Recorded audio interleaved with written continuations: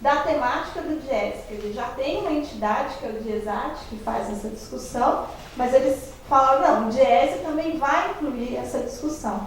A gente fez um seminário semana passada, um curso de extensão, e teve assim, sei lá, eram 30 inscrições, tiveram 75 inscrições. Entendeu? A gente falou. Então, eu acho que está tendo sim um interesse cada vez maior. Eu acho que o caso dos frigoríficos, eles fizeram uma discussão muito grande que resultou na INR, o caso do telemarketing também, o sindicato está muito presente. Claro, está muito distante, ainda olha muito a questão física, sim, mas eu acho que está tendo sim, o caso dos bancários é o mais explícito, né? Menos metas e mais saúde, então essa discussão está presente, né? Ângela, muito rapidinho, quando eu estava na França, a gente tinha começado a fazer essa discussão do trabalho emocional, eu lembro que a primeira reunião que a gente teve, brigavam lá, Daniela Linhares, não sei o quê, eu falei, olha, a emoção, nesse sentido, não o trabalho emocional, mas a emoção no trabalho, ela está presente em qualquer categoria profissional. Agora, é evidente que quando eu estou lidando com o público, não é? Isso ganha uma dimensão muito maior, não é? Enfim, é isso, pode passar. Desculpa. Vai falar o átomo? Pela hora mesmo. Muito bem. O Zé Ricardo Ramalho, de fato, eu também encontrei, no survey meu 2002, também encontrei dados semelhantes, por exemplo, de que se eu perguntava se as pessoas queriam uma jornada mais longa, queriam aumentar sua jornada de trabalho ou diminuir, eu também encontrei muitos casos de pessoas querendo aumentar sua jornada de trabalho. Isso de fato, aumentar. Não só diminuir, também havia para diminuir, mas também encontrei, que é mais ou menos semelhante ao que você encontrou, não é? E isso, em primeiro lugar, nos leva a uma aderência muito forte à pesquisa empírica, né? Agora, por outro lado, também é uma certa consciência que as pessoas desenvolveram sobre o trabalho, uma certa ética, uma ética introjetada do trabalho e que esses conceitos não necessariamente eles se tornam críticos. Acho que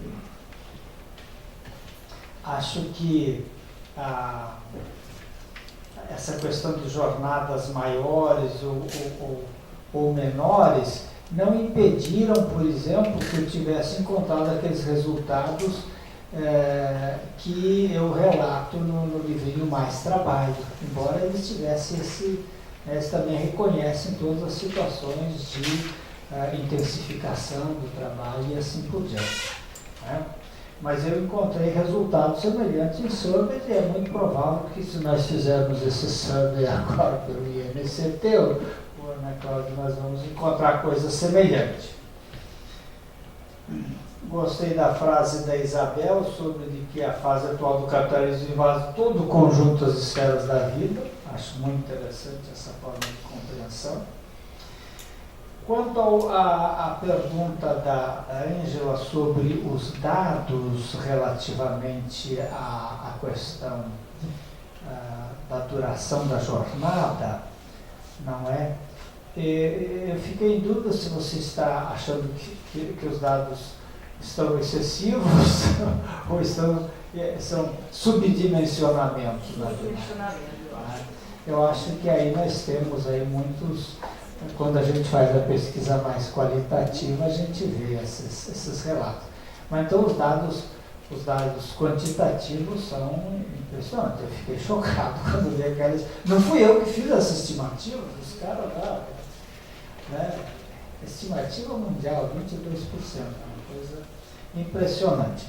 Jacó, a questão da emancipação. Eu acho que a emancipação é fundamentalmente você ter não só aumentar o grau de autonomia no trabalho, mas ter mais tempo livre.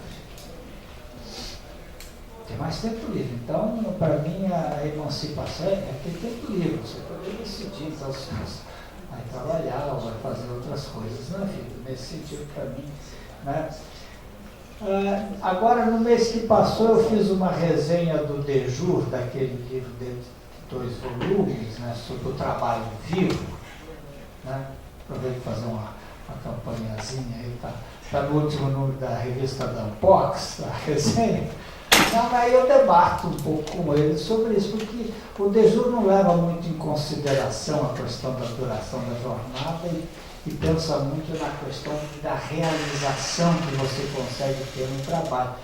Mas eu realmente, na verdade, nós temos essa experiência muitas vezes, que você se colocar num trabalho absolutamente onde você gasta todas as energias, mas deve ser bem sucedido, né? Você sai de lá frente quando você consegue escrever um livro, não é? E consegue chegar a um livro bem escrito, você sai vibrante disso aí, obviamente.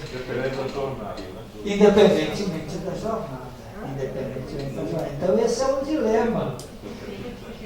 Não me peça para resolvê-lo aqui. Não é?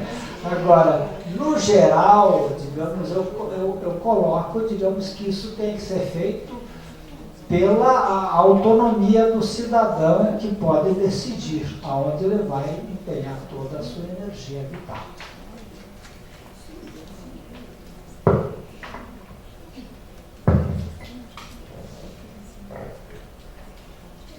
Vivemos hoje uma pluralidade de processos, e penso que essa pluralidade de processos, ela surpreende, porque estávamos tão sequenciados numa cultura do trabalho determinada por tempos cronometrados, que ficamos, inclusive, atônitos diante de tanta novidade e de tanta inserção de novidade. Não a novidade, inovação, mas a novidade na renovação.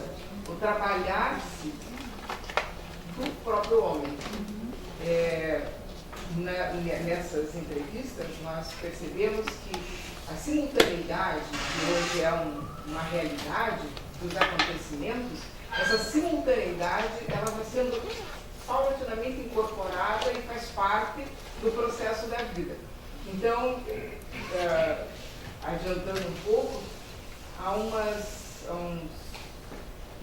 ano e meio mais ou menos, fiz um livro com um amigo que chama-se Projeto de Vida. É um livro interativo.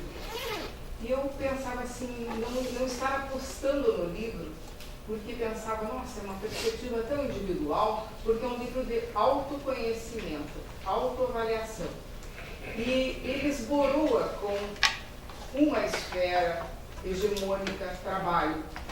E ele procura identificar outras esferas da vida que têm atuação sobre a realização das pessoas. E as pessoas, ao longo do livro, elas vão se identificando e vendo que, na medida do preenchimento de um breve calendário, digamos, ou uma cartela, ela percebe que momentos da sua vida, podem ser os atuais ou antigos, estiveram insuficientes para o conjunto da vida. Então, a vida de família, a vida de lazer, a vida de amigos, a vida de solidária, de grandes ideias e bandeiras, a vida de mais pesada, não só do trabalho, mas a vida de saúde e doença, a vida de preservação, né? E isso tudo dentro do cenário desse capitalismo que afeta todas essas esferas, pensando que uma ideia do Beck, da sociedade de risco, o próprio homem é que está em risco, é ele que está matando a si mesmo no ritmo que esse capitalismo está levando a viver. E foi surpreendente porque as pessoas começaram a mostrar novos interesses pelo livro, porque ele termina o livro fazendo um prognóstico, ele se jogando o quanto ele acha que gostaria de mudar seus hábitos, ou aqueles que ele pretende permanecer, ou aqueles que ele deve adequar-se às novidades que acontecem. E as pessoas se projetam por 2 anos, 5 anos, 10, 20. Fantástica a capacidade de projeção de que somos capazes e que não fazemos uso do nosso trabalho. Tal o embotamento, a limitação, ainda que estamos presos a uma ideia sequencial e não a simultaneidade, como o que hoje nos quer. Quando o uso de drogas, percebi em algumas respostas, o uso de drogas lícitas e oficiais. Um percentual alto, que eu não sei lhes dizer agora, mas muito diferenciado de homens para mulheres, que faz uso de remédio para dormir, não dorme, é dependente do psicotrópico, não sei como é que chama isso, do calmante, e um remédio para levantar. São 2 necessários, além daqueles que nos tiram o colesterol ou que nos preservam de pressão alta. Mas eles tomam muito remédio para dormir e acordar. E são pessoas do nosso nível social. Serei rápida. Prometo que serei rápida. Agradeço demais vocês terem feito essas perguntas e a sugestão de fazer a diferenciação do viés de gênero que a Ângela sugeriu. Quanto à emancipação, não é possível viver sem se emancipar, senão vamos passar em brancas nuvens e não chegamos a lugar algum. Só que a emancipação não é individual. E aqui a gente começa a recuperar uma outra concepção de sociedade que eu acho que está latente em todos aqueles que, de algum modo, consciente ou não, participam da sociedade além do seu individualismo, quer dizer, quebrando esse individualismo, formando um grupo de pesquisa, ou trabalhando numa ação social, ou fazendo um benefício, porque estão procurando soluções para o movimento sindical e levar os trabalhadores.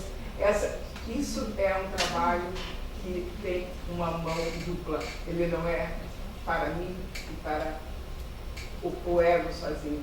Ele se expande, ele é para fora. Esse trabalho, eu acho que ele faz parte da emancipação. Mas nós vamos encerrando então o painel, nossos trabalhos, e vou passar a palavra para o professor Catani para finalizar. A questão da disciplina do controle do tempo não foi jogo de cena. Mas é uma questão de respeito também aos funcionários que estão aguardando para a limpeza e a sequência de atividades que a casa desenvolve. Bom, eu gostaria de terminar dizendo da minha imensa alegria com os resultados desse seminário. Nós aprofundamos, pensarmos aqui primeiro em Brasília, uma discussão de outra natureza que foi em Campinas. E nós estamos assim, realmente com uma equipe integrada, com contribuições de grande densidade, estamos aprofundando os pontos e, sobretudo, esse entrosamento extraordinário que vem ocorrendo e incorporando, né, novos estudantes, novos colegas que, se der tudo certo, teremos um resultado extraordinário logo a seguir. Muito obrigado à doutora Raquel, todos os presentes, né, e até uma próxima. Só um pouquinho, antes de sair assim, um minutinho, só para não ficar. É que eu sou um estranho no ninho, eu não sou cientista social, não sou dessa área, mas eu acho importante, se importa, acho que você se importa com a opinião do estranho no ninho, de dizer para vocês que eu sou um pesquisador da área de ciência e tecnologia, eu sou designer e trabalho com interação humano-computador. Então eu estava aqui de absoluto curioso, né, e porque me impacta. E fico muito feliz, assim, estou saindo daqui com muita felicidade mesmo. Gostaria de compartilhar isso com vocês, por conta, nós trabalhamos com uma coisa que se chama a questão do humano na cultura digital. E eu acho que esse resultado que vocês estão chegando aqui, de conseguir sabe, eu me emociono assim, falar isso, porque eu acho que os castelos da academia são complicadíssimos, né? Vocês estão rompendo os castelos. Essa proposição ela é brilhante e ela é uma proposição que só é possível porque nós estamos na cultura digital. E trago assim, e já como para ajudar vocês a continuar nessa jornada, que a gente espera assim muito os resultados do trabalho de vocês, nós que trabalhamos com interação humana no computador, o povo da área computacional é básico, não se tem ainda dados, usuário de droga. Tá? As pessoas são usuários de drogas. E a gente tem assim, então a questão que passou aqui no ladinho do martelinho, do crack, que nós vivemos hoje, aquela revolução industrial que a gente estudou no início do século, é a revolução essa. Os caras são todos operários da relação da interface humano-computador. Esses operários aí, que é uma baita uma fonte para vocês, são quase todos usuários de droga para sobreviver, tá, à pressão. Eu concordo plenamente contigo. A questão da esse trabalho de 24 horas. É isso aí, só uma contribuiçãozinha antes de embora. 20 segundos.